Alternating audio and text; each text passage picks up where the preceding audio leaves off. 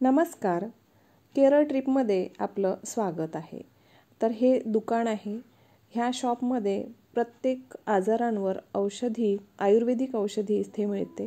तर मुन्नारला जाताना जे स्पायसेस मसाले गार्डन लागतात किंवा आयुर्वेदिक औषधींचे जे गार्डन लागतात त्याच्यासमोर ती त्यांच्याच मालकीची अशी ही औषधांची शॉप असते.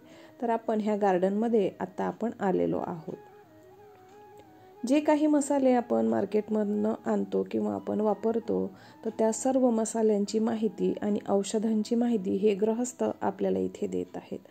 एक एक वस्तू छान अशी त्यांनी समजावून सांगितली आणि त्या औषधीचे किंवा त्या फळाचे किंवा त्याच्या सालाचे, झाडापानाचे, फुलांचे जे काय अवयव असतील त्याचे आपल्या हेल्थसाठी, आपल्या आरोग्यासाठी काय काय फायदे असतात, काय काय नुकसान असतं हे इथे सर्व काही व्यवस्थित नीटपणे समजावून सांगितलं जातं. इथे प्रत्येक वनस्पती अशी लावलेली आहे आणि त्याला लागलेली फळं, त्याची माहिती हे आपल्याला इथे देतात. आणि जे त्यांचं थोडंसं रोडवरती जे दुकान असतं, जे शॉप असतं आयुर्वेदिक औषधांचं किंवा मसाल्यांचं, तर ते तिथे सेलसुद्धा करतात. आपल्याला कुठल्याही प्रकारची जबरदस्ती वगैरे इथे केलेली जात नाही. ते सर्व काही आपण आपल्या इच्छेप्रमाणे विकत घेऊ शकतो.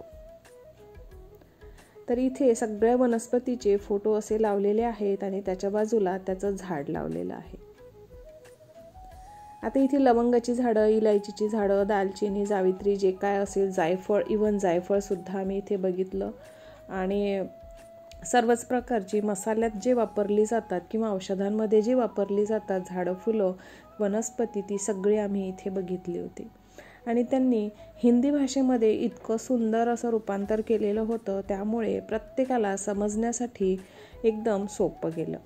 तर आमचा पूर्ण 26 जणांचा ग्रुप इथे पोहोचला आणि छान असा ह्या गार्डनमध्ये जाऊन ह्या मसाल्यांचा आणि ह्या वनस्पतींची छान अशी माहिती आम्ही मिळवून घेतली. त्या दिवशी मुन्नारमध्ये पाऊस होता आणि प्रत्येक एजचे लोक आमच्या ग्रुपमध्ये होते. पण तरीसुद्धा काहीही प्रॉब्लेम न येता, पाऊस होता तरी त्यांनीच आम्हाला सर्वांना प्रत्येकाला एक एक छत्री प्रोव्हाइड केली होती. बऱ्याच वेळा तिथे मुन्नारमध्ये जास्त करून पाऊस पडतो, तर त्या दिवशी सुद्धा योगायोगाने तिथे पाऊस चालू होता आणि छान असा चिखलसुद्धा होता. पण आम्ही आमची सर्व सेफ्टी बाळगत ह्या गार्डनमध्ये फिरत होतो आणि सर्व वनस्पतींची माहिती समजावून घेत होतो. आमचा जो 26 जणांचा ग्रुप होता, आम्ही सगळ्यांनी खूप छान माहिती जाणून घेतली आणि खूप छान असं ऐकून सुद्धा वाटलं. आणि वेगवेगळ्या वनस्पतींची, मसाल्यांची माहिती झाल्यामुळे आपल्याला एक त्या गोष्टीचा हे वाटतो की हां ठीक आहे, आपल्याला ही सुद्धा माहिती छान वाटली किंवा आपल्याला ह्या माहितीची गरज होती. छान असं सुंदर शब्दांमध्ये वर्णन ह्या गृहस्थांनी केलेलं आहे. आणि हिरवळ होतं, बाजूला एक नदी सुद्धा होती. आपण नदीपर्यंत काही गेलेलो नव्हतो, पण गार्डनच्या खालच्या दिशेला एक नदी सुद्धा झुळझुळ वाहणारी होती.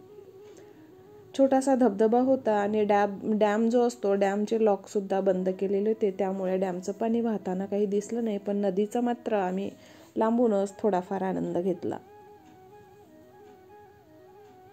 हेल्थ इश्यू प्रत्येकालाच असतात, त्यामुळे तो गृहस्थ जो आहे तो छान असं ह्या औषधी जी आहेत त्याची माहिती देत होता. कुठल्या आजारांवर काय घ्यायचं, कसं घ्यायचं ही सर्व माहिती ह्यांनी इथे दिलेली होती.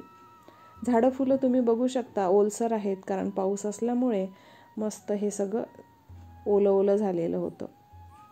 पाऊस फार नव्हता, रिमझिमच होता, पण तरीही छान वाटलं. आणि छत्रीची फार गरज पडली नाही, पण गरज भासल्यास आपण तिथे छत्रीचा वापर करू शकतो. मुन्नार किंवा केरळ शहर खूप असं हरियाली किंवा हिरवळीने गाजलेलं आहे. जिकडे तिकडे चहाची शेती किंवा चहाची हिरवळ आहे. आणि तसंही पावसाचं प्रमाण जास्त असल्यामुळे सगळीकडे हिरवळच इकडे पसरलेली होती. मुन्नारमध्ये जातानाच असे कित्येक असे हॉटेल्स आणि हे बगीचे लागतात, तर तिथे आपण स्टे करून चहा नाश्ता करू शकतो आणि ह्या गार्डनची, स्पायसेसची माहिती आपण घेऊ शकतो.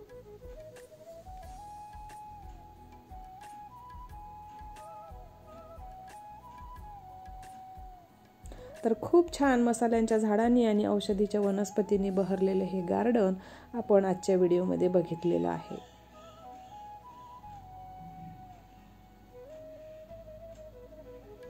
तुम्ही जर केरळ ट्रिपला जात असाल तर अवश्य अशा एखाद्या गार्डनला नक्कीच भेट द्या.